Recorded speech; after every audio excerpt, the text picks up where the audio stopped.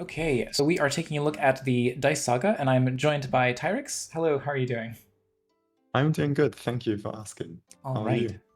I'm good. I'm good. So, I should be able to just get right into the game here. And yeah, so we start by choosing a power.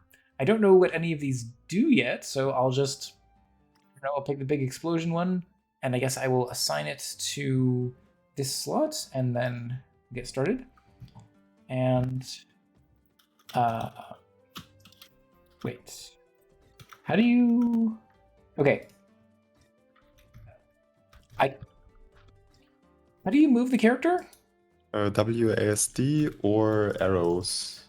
Uh, Nothing is responding. I can't move the Okay, character. that's weird. Okay, I'll switch to the desktop build instead. But that should not be an issue with the web build. Let me Yeah. just check that it works on my end. Okay. Well, it's working fine in the desktop build, so I don't know why that was. Okay. All right. It's weird because I was able to click and move around just or like I could move the mouse cursor like the UI was responding, but just like the character controller WSD was not working. Yeah. I just started it in web on my end. It worked, so maybe it was some kind of clicking out and in again or something that sometimes happens. I don't know why. Okay, all good. So we're actually getting into the game here, and dice face images for the numbers. Still undecided on that. In terms of like the character artwork, or I don't know. I think it's a lot of personality to the character here. There we go. Yeah. We've unlocked a new power as well. We are very happy with the artist. Yeah, looks really good. Uh, yeah, I'm still okay. Web build is still presenting some problem for me, but that's fine.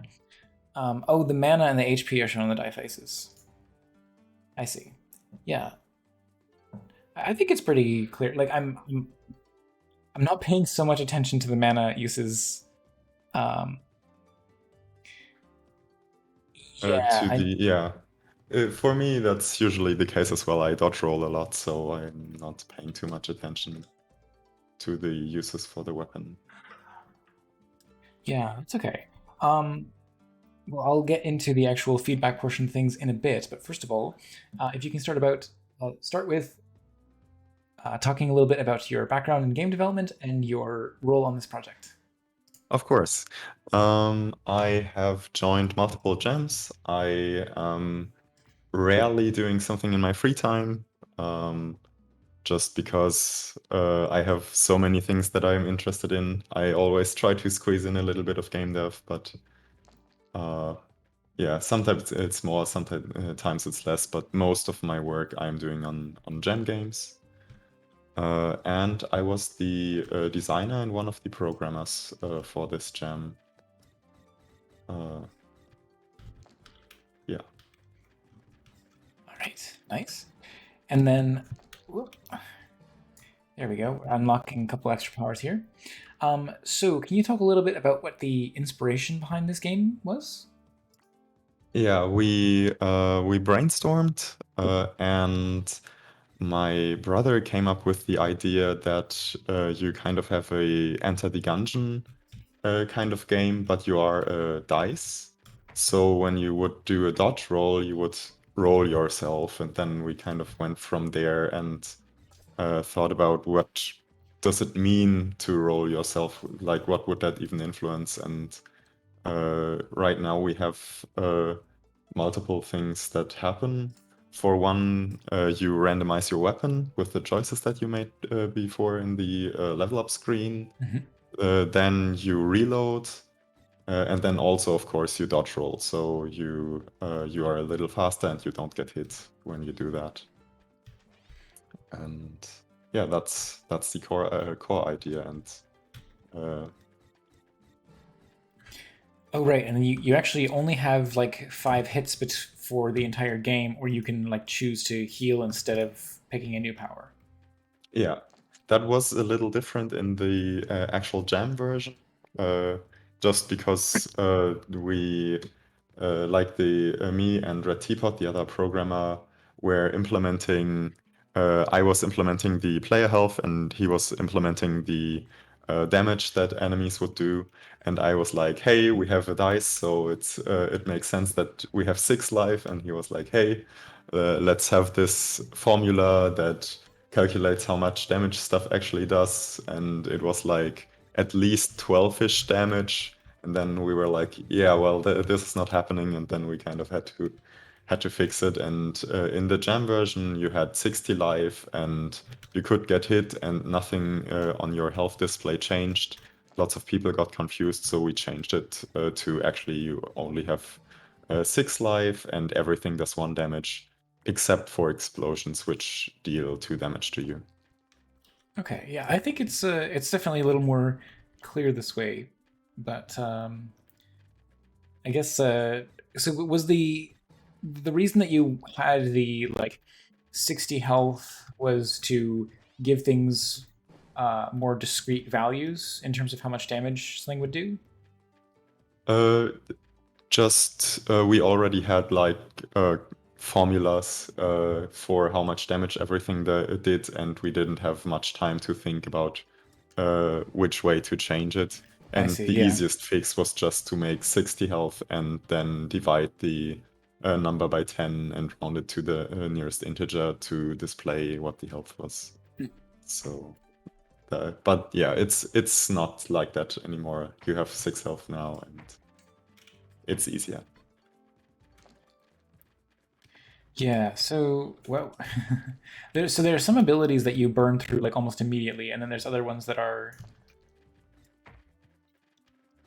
like that last a bit, the full 6 separate shots.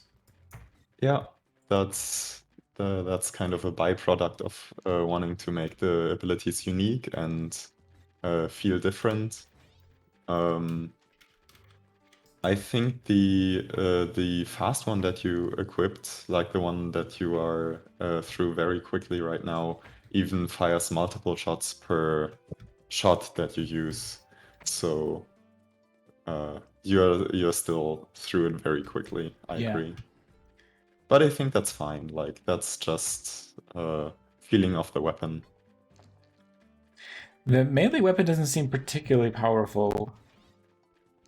Yeah, the fist is unique in that it pushes enemies away, but yeah, that's something that we've also gotten feedback that people feel like the animation and the like knockback feels great, but the damage doesn't seem to be there, and yeah, that I agree with. It could be a bit more. Although the sword does deal quite a bit of damage. That's one of the highest damaging uh, attacks in the game. I mean, I'll just keep an eye out for like trying to see as many different things. Oh, I think I hit myself with the explosion there. That happens a lot, yeah. Explosions are really good because they do area damage, and not many things do area damage, but you always have to be careful, especially if you are like running around and panicking a bit. Uh, yeah. Yeah, absolutely. All right. So we get into the actual development process for the game. Yeah, we can do that. I will actually start a little bit before the jam, Hmm.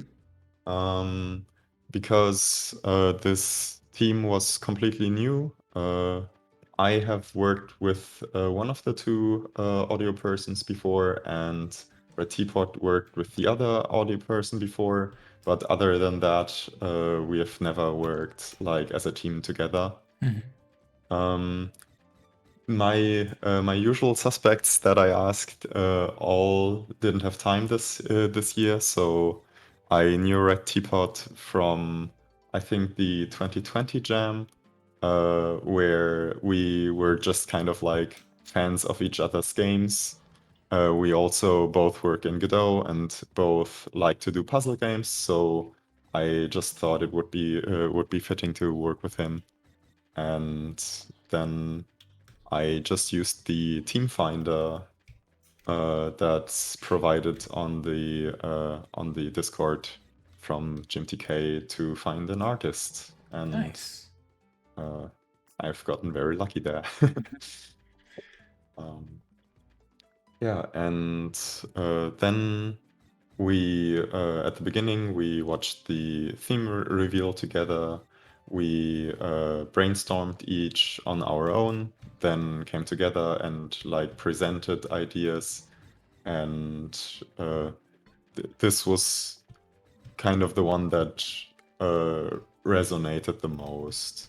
Like uh, we had some puzzle-ish ideas, and we even joked before that we certainly are going to do a puzzle game if both Red Teapot and me are working on it. But Mhm. actually ended up doing this because all the puzzle ideas felt like they would be too similar to a lot of other games, which now I see, yes, they would have been, or were not really fleshed out and were kind of a risk on if they actually would come out good. Right. So we settled on this for two reasons. One is that it's very modular, so it's relatively easy to make more or less content for it, depending on how much time you have. And also with two programmers, you can just say, "Hi, I am working on this piece now," and you can work. Like we could even both work on different weapons and still wouldn't like influence each other's code, and that Mhm. was kind of important to us. Oh And yeah, the very much other so. thing is it's kind of like a uh, known formula, like the top-down twin-stick shooter kind of thing. Uh, yeah, is we thought that this choosing randomized, like choosing options for a randomized weapon would be a good twist on it, but it was very clear that uh, we wouldn't get like stuck on we don't know how this will turn out. Basically, whatever decision we would take, it would end up in some kind of game and in some kind of consensus that everyone would understand easily. Yeah, absolutely. It gives, as you said, it gives you that platform that you can just sort of build out on, and depending on how much content you have in the game, it's or like how Yeah. much time you have to develop that content, you can sort of scale it as necessary. Yeah, exactly. And from then on out, we basically just all worked on our own stuff and came together to discuss stuff whenever somebody felt it necessary. Mm-hmm. Um, I was unfortunately not able to do a lot on the first day because I wasn't feeling very well. But the like the basic movement and some with some like placeholder shapes and so on was thrown together rather quickly by Ratipart. Mm-hmm. And he also worked on a lot of the graphical and impact details, like the game feel basically is a lot of what Red Teapot did, and I was more working on menus and like the logic behind the randomization of the weapons, the high score system, all like the everything that complements the gameplay. Mm-hmm. Mm-hmm. Um, and yeah, um, that was kind of our process, basically, just working as long as we didn't need to talk, and whenever somebody wanted to talk, we tried to set up a meeting, Yeah, and were you just which coordinating wasn't through which Discord? wasn't again. Were you just coordinating through Discord? Yes, we used Discord. Yeah. Um, one of the biggest. yeah, like problems that we had was probably the time difference. Mm. Um, because yeah, because we got together like from knowing each other online or searching online. I think 2 people out of 5 were in the same time zone, and the biggest time difference was like I think 5 hours, maybe Mm. 6. I'm not sure anymore, but like setting up calls or communicating sometimes was an issue.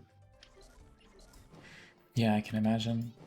So, when it came to the actual like, as the designer, were you the one who like decided what all the abilities in the game were going to be, or was that a collaborative process?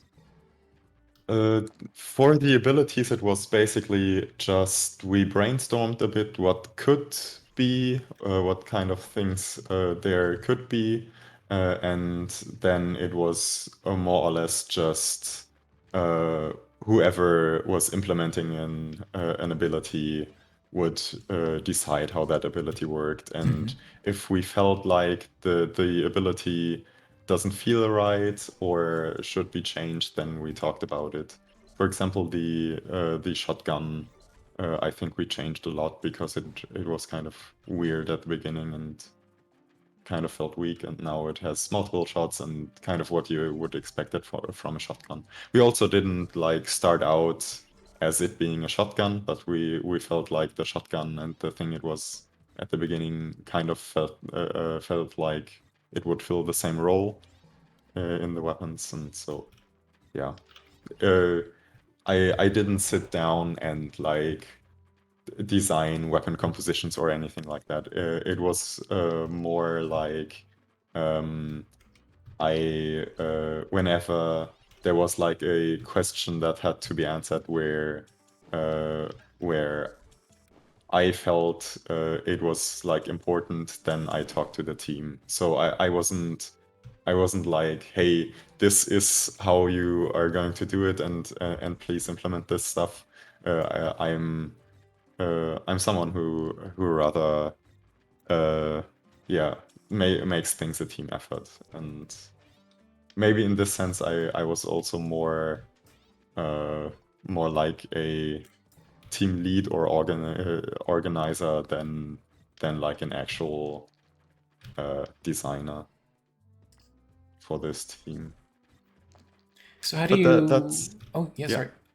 That's something I like to do a lot, especially with artists and people working on the sounds for the game. Mm-hmm. They usually do their stuff better than I could tell them to. So I always tell them like, if you need inspiration or to talk about something, then please come up to me and ask and we can talk about it. But otherwise, don't ask me how to do the art. You can do it better than me. Like I can't help you with when I dictate what you draw. It will probably be worse than if you just did something.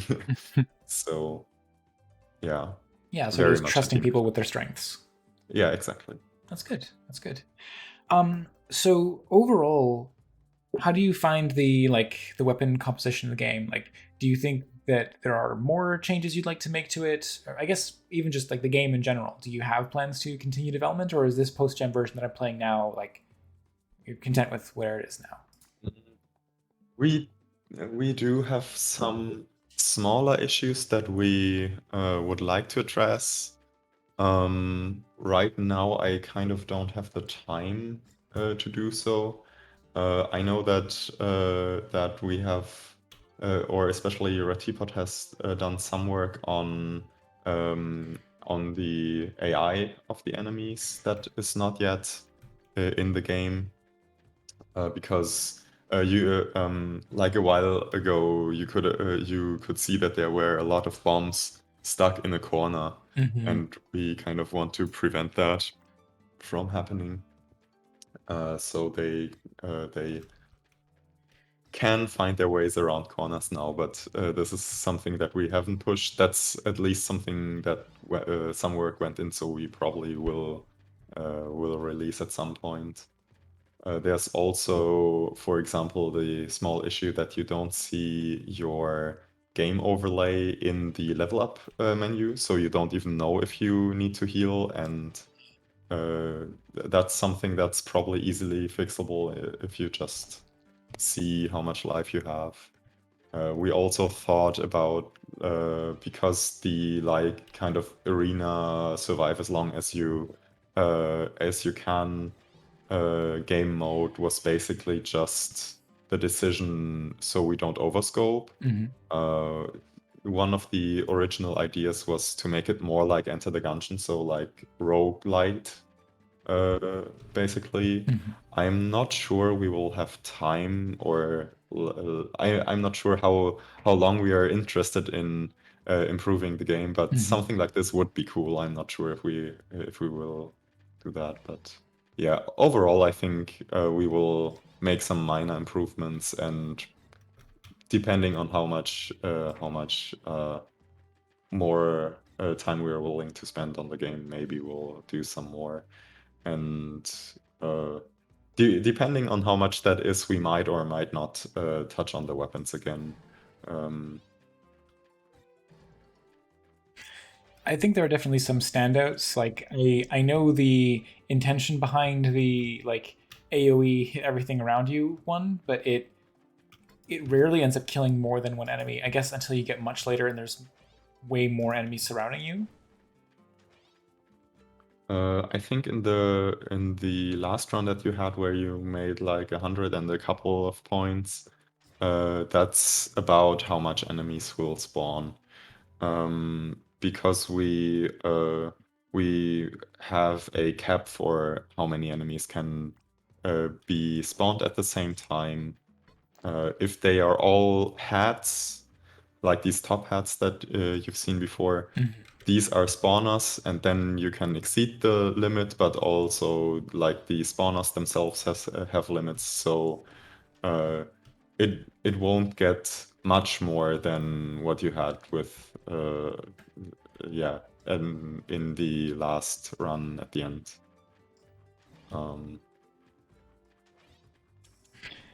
Yeah, I mean, how do you feel like when you're playing the game personally? Do you favor certain weapons over others?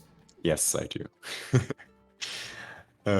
Generally, I like ranged weapons more than melee weapons. That's Yeah. not just in our game. That's just something that I prefer in all games.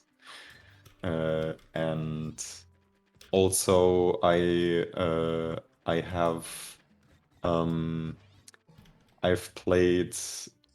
I Let me start differently. I think I have the highest score at the moment. I have a score of a little bit over 200 at the moment, and later on the enemies have more health.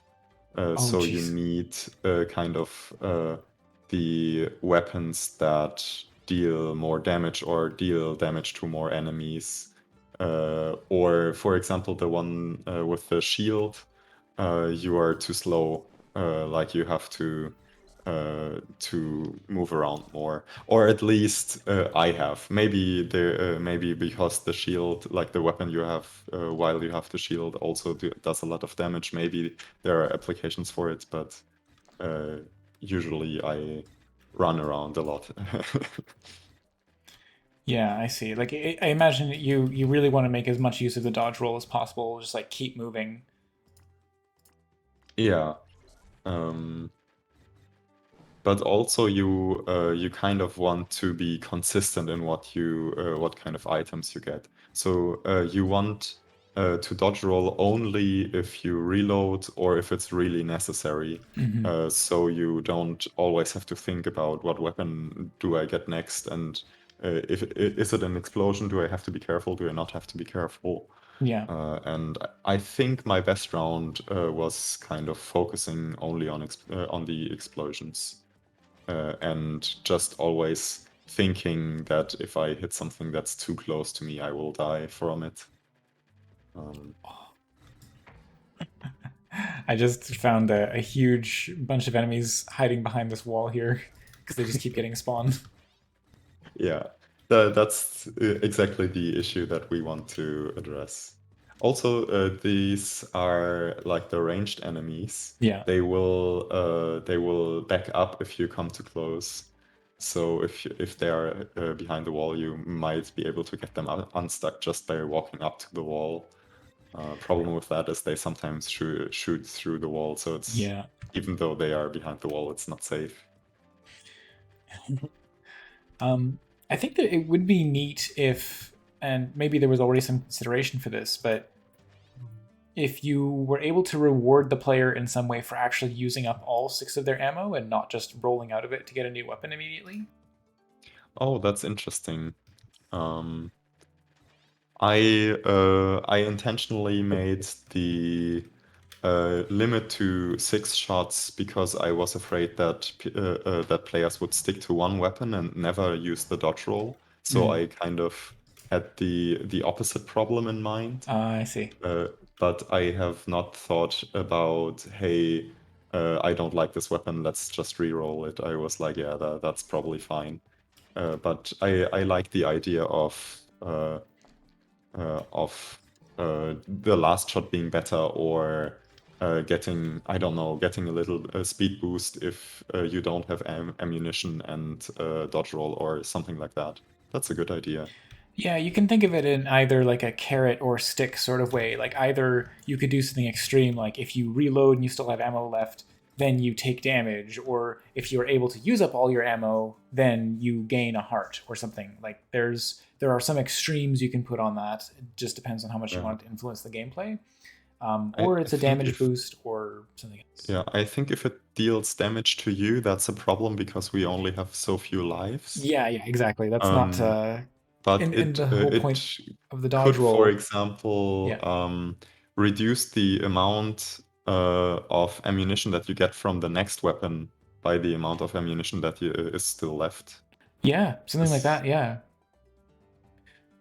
But yeah, I mean, even if you do that though, then you'll have fewer shots of the new weapon. I don't know. It's something that you can playtest like a couple different things. It's really a matter of how you want to incentivize players to go, right? yeah.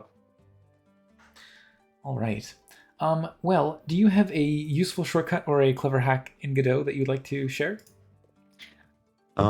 We used a script this jam for compiling and uploading our game, and this was probably the best improvement that I ever did for especially for jam games. There is an application called Butler from itch.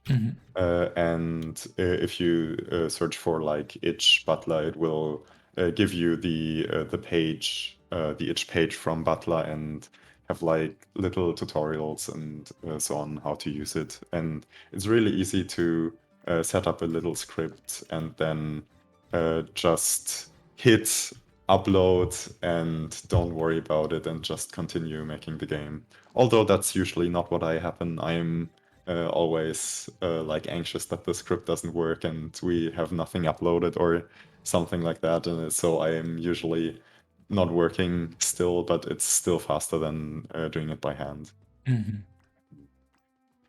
Felt Yeah. really good. So is it like automatically uploads the build with the newest changes? You don't have to like go through the whole process of like uploading an exe and Yeah, and then you have like version 1 and version 2 and version 3 labeled versions locally, and you're not sure if you named them correctly, and then you have to test if it was the right build and so on. got Nobody it. wants to do that. No, Like especially in the the stress of a jam. exactly. All right, sounds good. Well, if anyone has any questions they'd like to ask in chat, now would be the time to do it. But otherwise, do you have any other projects that you'd like to plug or social media channels you want people to check you out on? I mean, the itch pages of the whole team are linked on the page of this game. Um, I I don't know.